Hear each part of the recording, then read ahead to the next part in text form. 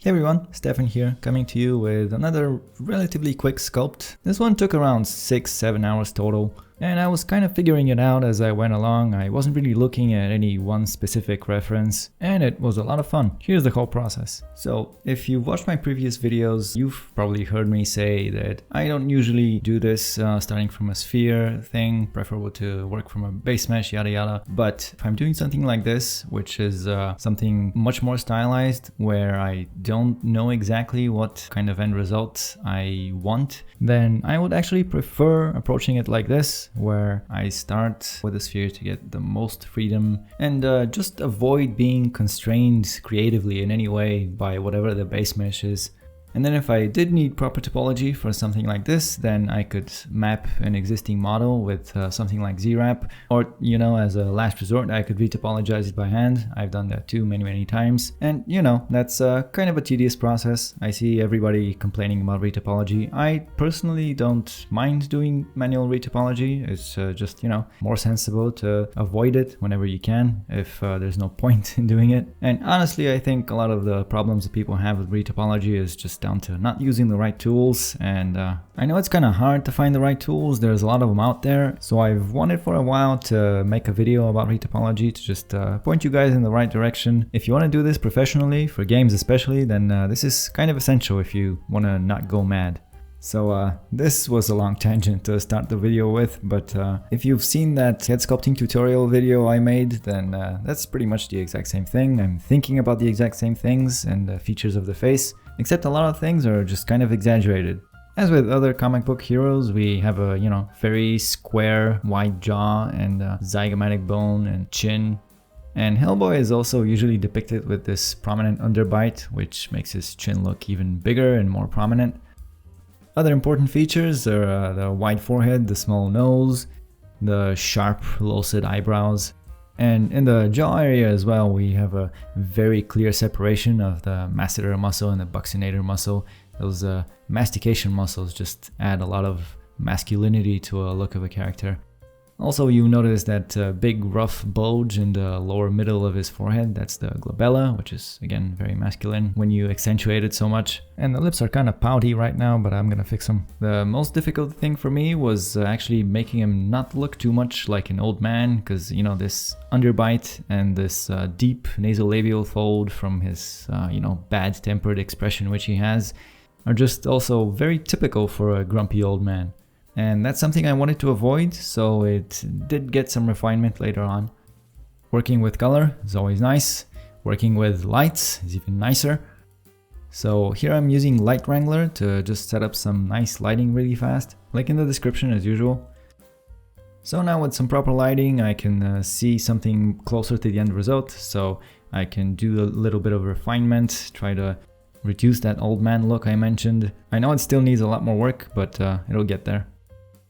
And now the body, I decided to start out from a sphere for much the same reason as I did with the head, especially because I wanted to give him some kind of pose, which I wasn't sure what it was going to be yet, but I generally prefer to sculpt in a pose. It's just something I find more fun than starting with a base mesh and then trying to pose that. And if you'd like to gain more understanding of what I'm doing right now, I do have that detailed crochet model up on Gumroad now. It's got all the muscles you need to know about with correct origins and insertions, and organized, named, and all the bones as well, and the surface skin model, which is pretty detailed and lines up with everything that's underneath. It's a resource I really would have liked to have when I was learning anatomy for the first time. And on Hellboy, for the time being, he is kind of bulkier than I wanted him to be. It's not quite the style I'm going for, but I'm just building up all the muscle groups for now. And this is kind of fun. Even after all these years, it's still very rewarding seeing a sphere starting to look like a human being. Or, an otherworldly humanoid being. I quite like the slumped shoulders that he's often depicted with. I think they add a lot to his character.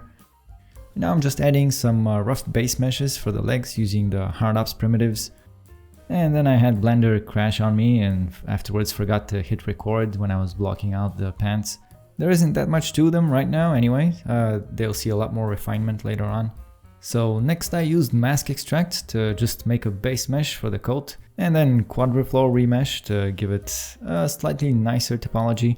I've still not bought Quad Remesher, knowing that I have ZBrush and I can always just send my mesh there and remesh it and just bring it back. It is such an enormous shame that ZBrush is now subscription only as well. I don't know if this needs repeating, but despite Blender having some of its own advantages, there's a reason why ZBrush is still the industry standard sculpting package. And it's not just because it can do more, but I think more importantly, also do it more efficiently. And it's not that expensive for a professional, it's absolutely worth the price, but man, if I didn't already own a perpetual license, if I knew I could never own it, that would be such a strong incentive for me to just never invest in it, just boycott it for the horrible business model, despite what it offers. I understand why people hate on it, but hate the company, don't hate the software. The software is excellent. So blessed be the Blender Foundation for offering a viable alternative. It is a viable alternative in most cases. I really hope it keeps improving at the pace it's had in the last few years. Speaking of which, they really deserve a lot more in terms of donations than they've been getting, so more of us should chip in, just saying. So a minute ago I moved the mouth down, which I think is a big improvement, and now just refining the head a little bit some more, and again making good use of masking the temple area so I could really accentuate the skull features. Also added some volume to that superior jowl area and bunching up the orbicularis oris muscle underneath the corners of the mouth. That's very expressive. Some refinement of the ears as well, the outer helix, and that Y shape of the anti-helix. And now for sculpting the clothing, this is obviously kind of rough and stylized, so these nice big wrinkles are easy to make with just a draw sharp brush and a grab brush. Using the grab brush on wherever two folds like this meet is, I think, a fantastic trick to add a lot of believability to a cloth. I'm talking about that just tiny bit of extra sharpness you get. I think it's very, very nice, very easy to achieve. And you may have noticed I also jumped into ZBrush real quick to just close off the holes where I separated the head from the neck. I really should have done that in the very beginning, but I didn't really think ahead. So now that the head is separated and the neck is connected to the body, it needs some more refinement. So first refining the sternocleidomastoid muscle, where it connects on the front to the clavicle and the sternum, and also the trapezius muscle, which is on the back and then wraps around and connects to the lateral side of the clavicle as well. The neck is such an interesting shape to sculpt. It's a lot of fun, for me at least. And now, even though I knew the arms were pretty much going to be entirely obscured, I did sculpt them somewhat because, again, this is a fun exercise and it definitely doesn't hurt to practice these things. The pulse brush is something I really like in Blender. It's very quick and it works surprisingly well for how simple it is to use. I only started using it recently because I wasn't actually aware that it existed. These pants I didn't really put in that much effort into, but still wanted to refine them a little bit. They are going to be not that visible, and being as dark as they are, they're really not gonna show any meaningful amount of detail in the setup that I intended to render this in. I'm using the Draw Sharp brush again, but actually the brushes that I really would like to use in this scenario are the Orb brushes, which is a free collection of brushes that has been around for ZBrush for a long time. And somebody did convert them to Blender brushes a while ago, but the old brush system, actually the current brush system, which I'm using right now, is kind of inconvenient for using custom brushes for several reasons. That's why I'm very excited for 4.3 and the new brush manager it comes with. I feel that not enough people are talking about what a big change this is going to be in terms of efficiency, not just because the brushes are better organized, but just the ease that you're going to be able to set up custom brushes, import custom brushes, and also change settings of any custom brushes and then be able to reset those settings to the custom brush, which you couldn't do before, which is very annoying. And I also saw that the projected fall off grab brush is now a standard brush, which is good thinking on their part. So as soon as the stable version comes out, I will definitely be migrating to it. My only gripe with it is that unfortunately PyMenuEditor, which is one of the best lesser known add-ons, is not supported anymore, and it is not going to work with 4.3. So I'll probably have to find some kind of substitute for it, so if you do know something that can substitute it, please let me know. And by the way, these boots I took from an older project, because boots and shoes are just kind of a huge hassle to make. Thankfully these older ones kind of fit the style well enough. And now the hands I decided to just sculpt right ahead as one mesh, or at least a few meshes where some of the fingers are together. This is more of a sculptural approach. It's not something that's done in production, but for something that's already posed and just made for a single render, it's a pretty good workflow, and it's again nice to just be loose with it for a change and not sculpt the hand in like a neutral position. Again, your idea of fun may vary, but for me, this is a lot of fun, and I don't get to do this very often. Obviously, most of the time people want animatable characters. And this may be a weird take, but I actually find it much less enjoyable to pose a character which has been made with like the proper production workflow, with topology and whatnot, than just doing this. This is just more involved and more creative. So if you've made it this far into the video, thanks for watching and being an audience to not the usual kind of industry work, which is just not as creative and not as creatively fulfilling.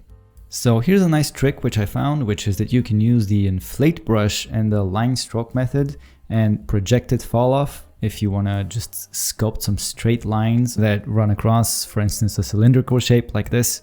It only works with the inflate brush because the other ones would move the geometry in the wrong direction on the backside of the mesh. I found it very handy. Now I'm finally adding some separated geometry for the beard and the hair using path curves and a shape, and also just a mask extract again to serve as a base for the beard and the hair, with a little bit of sculpting with the draw sharp brush to match the curves.